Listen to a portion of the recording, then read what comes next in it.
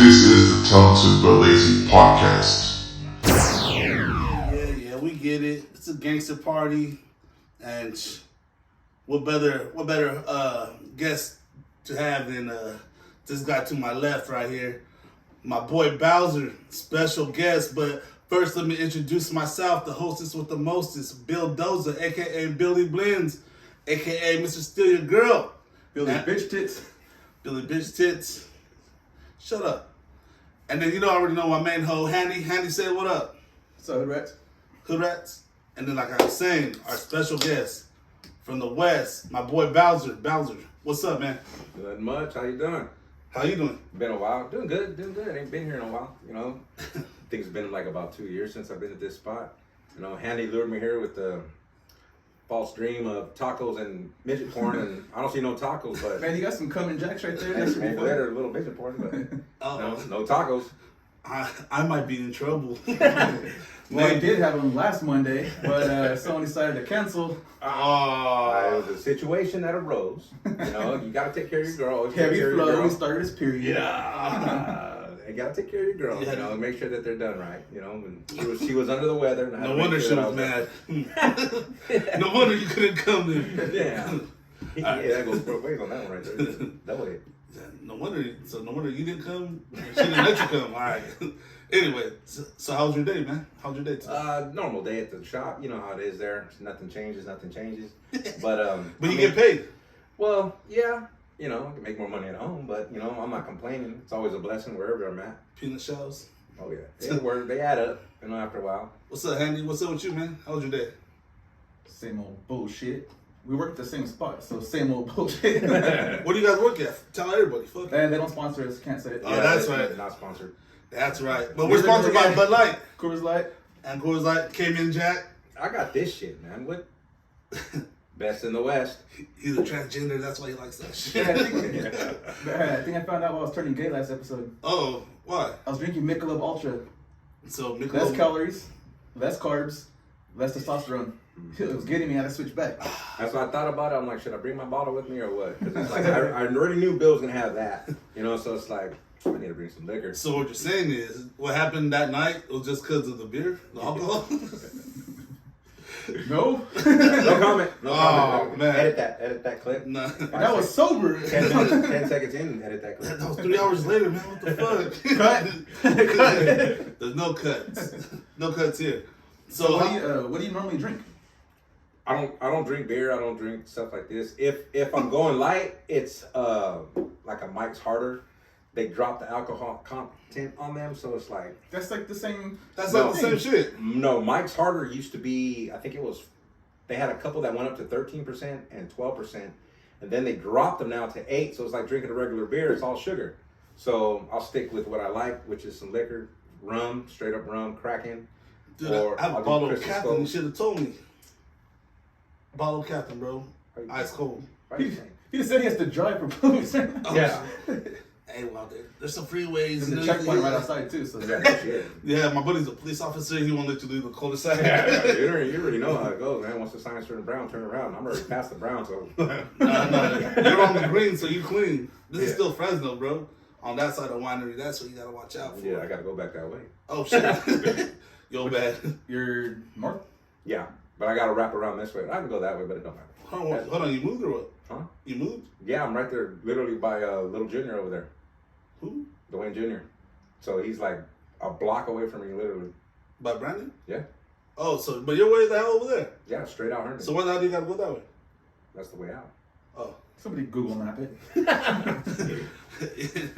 All right. So you said you make better money at home. What are you doing besides doing a little? Wait, what was that? Well, that's on the side. You know? I Well, don't do it. I don't do it too often. I got a couple part-time jobs, you know, on the side or side hustles. What'd you do, man? Let us know. Tattooing, murals, you know, whatever. Your tattoos, man. You just I didn't do these. Huh? I didn't do these. Oh, I'm just saying. Tattooing, murals, like that. Those little signs on Christmas Tree Lane. You know how they have all that stuff set up. I've been doing a lot of those. Last year I did pretty good on those. The first one I did was for Handy. It was that Grinch one. Well, the Grinch. Yeah, you know, and then from there I just, oh man, I like this. I started doing them.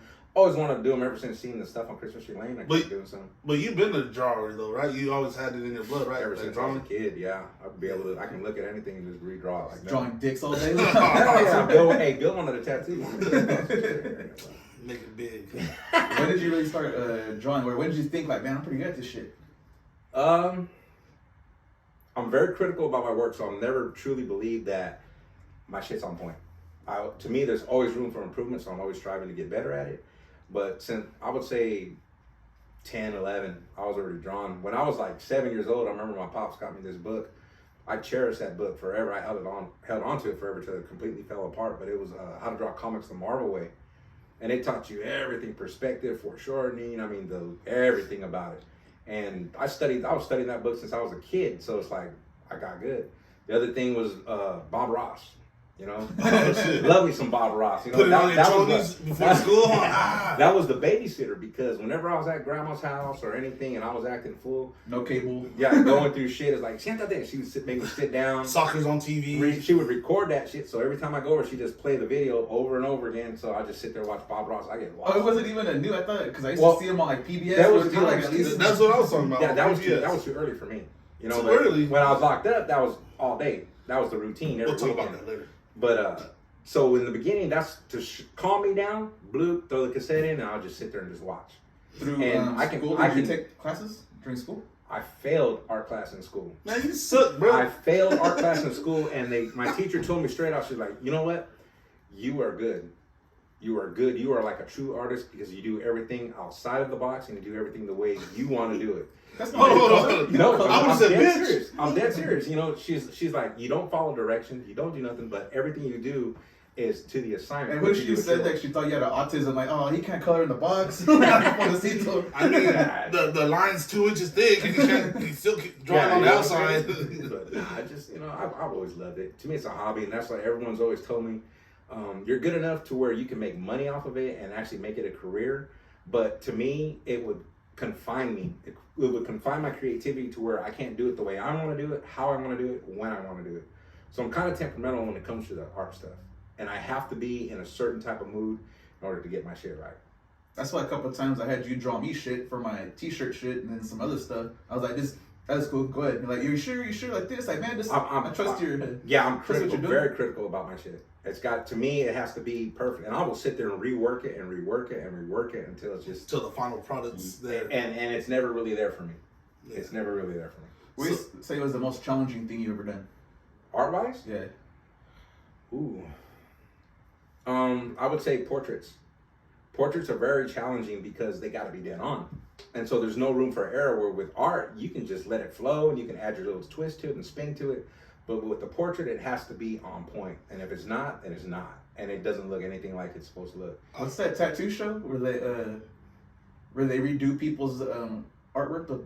I forgot I've what never it is. seen that one. But they'll go in with fucked up tattoos, and some of them are portraits, and they're just like, they don't want like maybe it's fucked up because like their baby passed away or their kid passed away. Exactly. And they do the portrait. It's like, oh shit. I've had people. Yeah, the gargoyle. Damn, what the hell? I've had people ask me, hey, hit me up with the portrait, hit me a portrait. I'm like, no. Well, you can do it. You do it all day on paper. You do it on the wall. I have a couple murals where I've done portraits, and it's like, you know, you can do it. I said, but I can erase. I can paint over. On skin, I can't paint over it, and I can't re-erase it. One and done. When did you start tattoo? When was your first tattoo? Probably 12 or 13. You That tattooed- I got or tattooed on You somebody. tattooed on somebody. Well, either one. 12 or 13. Same thing. That's your first one you got? Did and got. What did you get? My back. My last name, Perez. Is that like Bill- a Mexican thing? That's the Bill's first thing everybody gets. Is a name? Pretty Bill's much. hole or what? Yeah, well, we don't want to talk about that one. Man. We got to pay for that one. And what was your first tattoo that you've done on somebody? I think it was a scroll. It was a scroll and a rose on this chick's like lower leg. Just some little quick stuff. Practicing the homemade gun and a couple. Remember, a homie came out, you know, from being locked up, and he's like, "Yeah, this is the way we used to do it." And that was the one who gave me my first tattoo. He taught us how to make guns then and there. And So it's explain like, how to make a gun. Some people don't know what you're talking about. well, prison gun is basically, back then we had Walkmans. They don't have Walkmans or Discmans no more. So you get the motor out of the Discman. How do you put a record in a Walkman? Yeah, no shit. You get the little motor out of it. You get a pin barrel, lighter. The part where the flame comes out of the lighter and the gas. You use that. Needles come from everywhere. I've seen needles made out of fucking guitar string. I've seen them made out of brooms because they got metal bristles inside of them. You just gotta sterilize the shit out of them. Hook up a battery source or battery pack to it, get some flow through it, and it's just like a rotating gun. So what gun works better? You know, those makeshift ones or the new ones we can buy from the store? When I was used to that, I could get down with a single needle prison made tattoo gun better than a lot of people could, you know, out here with real guns. When I came out here and I started using real guns, it was a challenge because I wasn't used to it. I wasn't used to the weight. I wasn't used to the ease. The flow. I was used to making it work my way. My first tattoo was from a homemade gun, and I never went to jail. It was just fucking. One of my boys He got his last name. He got last name and he spelled it wrong. His Honda. Yeah, it's Is it Honda. Honda? You're sponsored by Honda too. So has any girl or dude asked you to draw them naked, like on Titanic? Well, I don't know if you want to put it out there, but nobody else. That's a lot of paper. Show it. I didn't have enough paper. You know, the man's area was a little big. I got to No, I don't know about that. I was looking from the back. So How long was it using like doing this random tattoos for your boys or whatever? Where it actually took like a job to get like a nice ass tattoo, like to where I got good, to where I was happy with one. Yeah. So how many years did it end? And when did you finally do it? Because it was so sporadic. I would say 3 years in, I was my first piece, and I was very happy with it because I knocked it out in like record time. It was a complete back piece on a Paisa homie that got done in probably hour and a half. Damn. And I did his whole back. It was the eagle, it was the snake, it was a pyramid, it was a little desert scene, it was a little skyline with the sun in the background. How you do that in an hour and a half, bro? I did. Was it in jail? Yeah. That's why. Yeah. You gotta do it. But You have to come in. from that one, that's where like my skills took off in there. Because everyone was like, oh, hey, but woo, and it's like, let me get one. And it's just, it's a shell game in there. You know, you're switching cellies, you're doing this and that. You find time to sink somebody in and do the work. And What'd you charge that guy for that tattoo? a case of soups. Cases with 12? No, a case was 24 in there. Damn. So a case of soups. How long did that last? That lasted me about 3 days. Hey, you can have my lunch, bro. I got 8 packs right here. I'm about to scarf down real quick. Right. So you mentioned about you doing time and shit. So what would you say about being in jail or prison? Both. Chowchilla Women's Prison. What they call that then? So what's the difference between? Well, just start with the basics. You know, like just break it down in the easiest way you can. What's the difference between the jail and the prison? It's a major difference. With the jail, you're basically stuck walking around in sandals and a pajamas. You know, well, it kind of gets the same in prison too. But I mean, it's just you're isolated in a box. You're not really looking at too much time yet. You're sitting there waiting to determine if you're going to jail or not. Honestly, some jails run harder than some prisons. And meaning that there's more respect, there's more rules that need to be followed, and there's less leeway as far as people kind of getting out of line. Because there's too much shit going on, and you're in a box within a box. And so if something cracks off in that box, majority of the people get involved. And you're gonna involve people that got nothing to do with your bullshit. And a lot of times it's just someone who's having a bad day that just kicks some shit off for no reason. What do you mean by a box in a box? So jail's a box. You're confined. You're talking about like in county, The right? You're cell, you're in a the cell inside. Yeah, the so jail. you're in the box. The box is the jail. Yeah. Right? So you're already put in a box from the outside society. You're put in a box from your family. You're put in a box from your women. You know, you're put in a box from just freedom. And people take it for granted about a lot of the shit that happens and they have out here. You know, but you spend a couple days in that box and you're like, oh shit. You know, because no matter what you do until they say you can come out the box. There's no outside out there, right? There is, but it's rare. I mean, like in the county jail, you have the roof. And so depending on what pod you're in, depending on what the status of the pod is at that time, meaning if you're on lockdown or not on lockdown, if you have yard privileges or not, like once a week you would get to go to the yard. Right? And it's a quick pick. Like, so you got a couple people who will go, and if you miss that bus, then you're missing that bus and you're not going outside.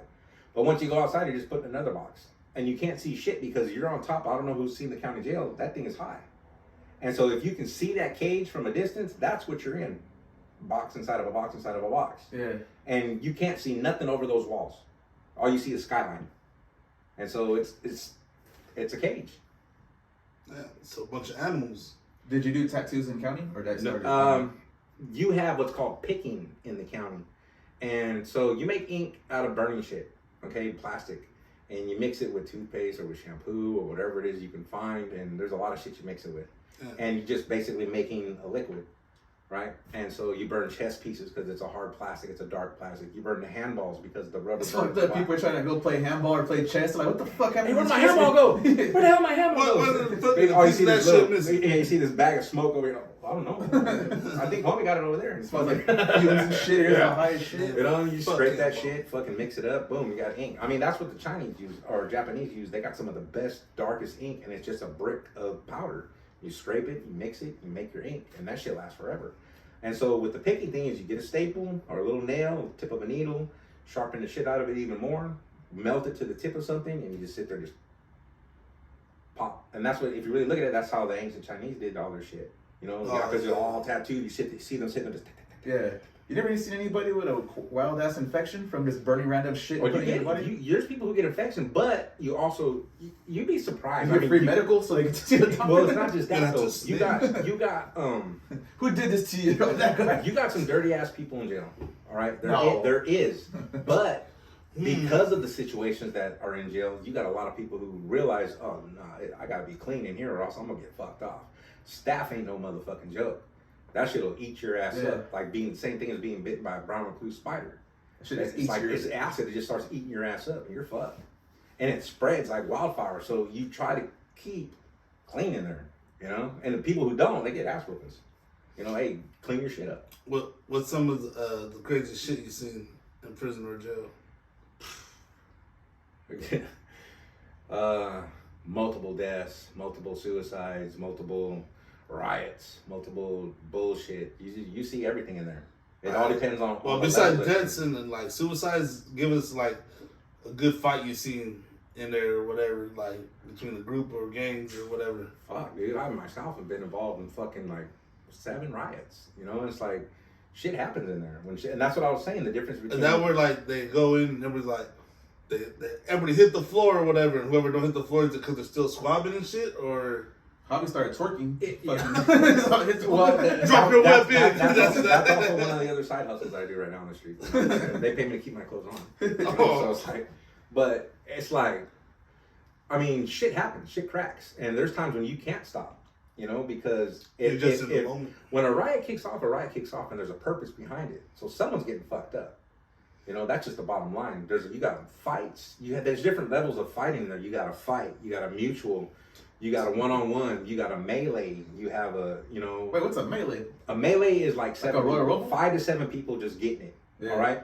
A riot is when all of a sudden you got the yard just erupting. Multiple groups of people just getting it. Were you as big as you were now, or you're smaller back then? I was about both. I was probably, no, seriously. I'm talking about muscle though. You gotta remember, I went in and I hit prison. I hit level 4 prison when I was 18, and so happy birthday. Well, no shit. I got my ass whooped a couple times. I'm not gonna sit in your neck like I was some. Why, you were dirty? Motherfucker. No. You were wiping your ass? Right? No, I was one of those fucking fuckers who was like, I'll go, and I was going, and fucking. You gotta realize I'm 18 years old. Yeah, I'm kind of big for my size. I mean, I was already fucking close to 6 feet tall.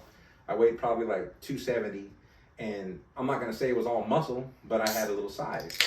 And so I'm out there thinking I'm the shit because I'm bigger, you know. And I knew how to wrestle, I knew how to fight. I played football, I played soccer my whole younger years. So I thought, okay, yeah, I'll be all right. I'm going in there against seasoned fucking veterans who fucking kill for a fucking living. And they're fucking, you know what I'm saying? And we're in there just getting their money, their whole fucking lives, grown ass men, 18 working out every fucking day. You know, and that you hear that old story. You hear it all the time. Oh, this little motherfucking youngster want to try an OG. Blah, blah, blah, blah. Light his ass up real quick. You all right? Get up. Go again. You know? And that's the way it is. And so, yeah, I got a couple lickings in the beginning, but after that, it's like, fuck it, I got to get mine. And you're been in a riot where you're just like hella tired, like, fuck, I don't know if I can fight anymore. Yes. Like, that was suck. One of the worst riots I've ever been in, it was me and my Sally against 29 people. 2 of us. And I was the last one out there. And fucking, I was just like back and forth. I got put down 2 times. Got back up, got my homies right next to me. Get up, fool, get up. They're gonna get you, get up. Dragged myself back up, fucking mace everywhere. Got fucking mace, fucking probably like 7 canisters of mace. Fucking got shot with the fucking block gun 3 times. Fucking, they ended up bringing out the fucking, they have this canister, it's a fire extinguisher to lit that whole motherfucker up on me. Shot tear gases out there, fucking, they were lighting me up. So everywhere, you can't even step, you're slipping. You swing, slip, swing, slip, swing, slip. The fire extinguisher had, it was just a fire extinguisher? Or was Full it of mace. Oh, I was like, Yeah, oh no, they fucking gassed my ass until we're at the end. This is Ninja I remember Turtles. the last thing they said was, fuck him, shoot that motherfucker. I'm done. Woo! I went right back in and I was fucking, but Surrender. motherfucker, hey no, I was like, everyone's like, damn, you did that, you shot that. I didn't shoot fucking shit. 1, I was scared off my motherfucking ass. And 2, that was all God because I was tired after the first swing. Yeah. You know, it was like, God damn. If this don't knock you out, I don't know what it is. It was like, man, I was like, I knew God had me there. There's been multiple times He showed me He was there, you know, throughout all that. But that was one of the main ones right there. And I could have died. You ever missed out? That same fight was the 2 times where I should have got stabbed. What And do you mean I shoulda? remember because, like I said, there was like 6 dudes inside the cell on top of my bunkie, lighting his ass up in the corner. And I'm screaming rape? no. They were trying to kick him out, and he was holding his. And I'm outside this door, and I'm fighting against the wall. I got the back to me, the wall to my back. That's the only thing that pretty much saved me. God saved me. And it was like, I remember seeing it because you see everything. Peripheral is always working. You're taught within 5 minutes to read the yard. There's all kinds of shit you can learn about politics and fucking just awareness and everything. But I just remember these dudes are coming in waves, 2, then 3, then 2, then 3, and I'm just sitting there just like holding as much as I can. Like a video game, huh? No, Just yeah, like, well, they're trained. You know, people are trained there. You're trained how to fight in there. You're not just sitting in there fucking playing chess and fucking eating soups and playing cards and shit. You learn your shit. So And wait, I remember seeing this one dude shooting from around the corner, and he caught my eye because why is this one dude running this way? And I'm over here like this, and I see him, and it's like turn this way. I still keep looking back this way, and I see another one going that way. I'm like, here they come. I'm like, all right. So these fools are the distraction, For lots of literally rappers. trying to get me down. And I see this one coming, so I remember turning this way, and I hit this one dude. He was a little bit smaller, and I just remember seeing this fool slide. He slid and started like going into a seizure, and I was like timing it 3, 2, 1, turn, and boom! I fucking just swung at blindly. And I got that fucker, and fucking I saw the knife coming, and I went like this, and then the other one fucking was coming from behind me the other way because they timed it. Yeah. And I remember ducking. I said, just duck, and my homie was down, duck, fool, duck. And I went down, and I felt it nick my back, boop.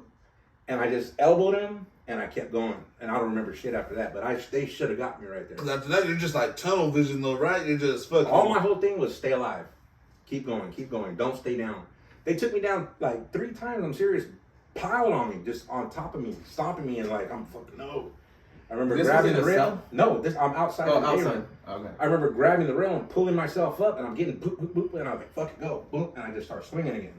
And I was good size, was working out every day, and so it was like that. You know, that was part of what helped me. Were your other boys locked in their cells? That's why they couldn't come There out was to help? nobody else out. So the cops set you up then, right? Oh yeah, because there was a fucking. Why'd you yelling help? Help! Who's gonna help me? You know, the cops were shooting at me. And The shit. fucking CEO, the Licky Godzilla. You know, and it was just like fuck. You know, I didn't know what to do. You know, other than just fucking keep swinging, don't stop. Don't That's stop, fucked up. You don't guys are stop. getting jumped and the cops are shooting you in pepper spray. No, yeah, they were. They were trying to take me down. They were mad because there was a whole, like I said, there's a lot of politics involved. There's a lot of dirty shit. There's some good cops, but there's a lot of dirty shit. And they were mad because I knew a little bit of shit, and my buddy knew a little bit of shit, and we had just 602, which is basically a grievance. And they were fucking like, well, fuck these motherfuckers then. Because I remember the way it happened. I remember it's chow time. My door is not supposed to be open because there's 2 factions on lockdown. So we're the minority of the group, and these other dudes have been just out moving. Yeah. Right? So they released the whole tier, the top tier, and then the second tier is coming around, and I hear the door. I'm like, you ready? First thing I tell him, you ready? Fuck yeah. And so I get up, then I open the door. I'm like, what's up? To the cop in the tire, and he looks at me, and he does like dominoes, pops the rest of the buttons. He looks at me and turns and walks away. So he left my door open when it shouldn't have been open. Yeah. Now the way it works in there is like, so if we're on lockdown, you have a double cap system. So there's a cap and then another cap that says this door does not get fucking opened. So my door got open. You know. He went whoopee. But nah, it's like, you know, I don't glorify none of that shit. And like I said, that wasn't me. That was God. That's like, no, not yet, not yet. You know. And why do you think? I heard it from a few people actually, like people that have been locked up or whatever, that people actually like staying in jail too. So what do you think the mindset is of those people that like to stay in? You have a term that's widely used called institutionalized. Now, you got YA babies. YA babies are kids that have gone through the system since they were young and don't know nothing else but warfare. And it's a different prison, is a different YA, you know, county jail, juvenile hall. It's all a different type of warfare. You know, they're soldiers in their own way. Every one of them. You don't knock anybody who's in there, you know, because eventually even the scaredest motherfucker put in the corner is going to fight. You know, and so you have this mentality where it's all you know. If you're think about it, if you're starting at 11 years old to 18 years old in YAs and juvenile halls, and from there you come out after doing a little bit of stretch and you're different because you're taught a completely different way of living in there. It's not like anything out here. I was thinking too, if you go in at 11, your childhood before that was probably fucked up. If you're already going to dad and mom mentally and emotionally, you are literally dead from that point forward, because whatever you knew before that is what you know as far as living and maintaining a lifestyle in society. Yeah. So that's where you stop, and now you're learning a whole different culture. This is the Talented but Lazy podcast.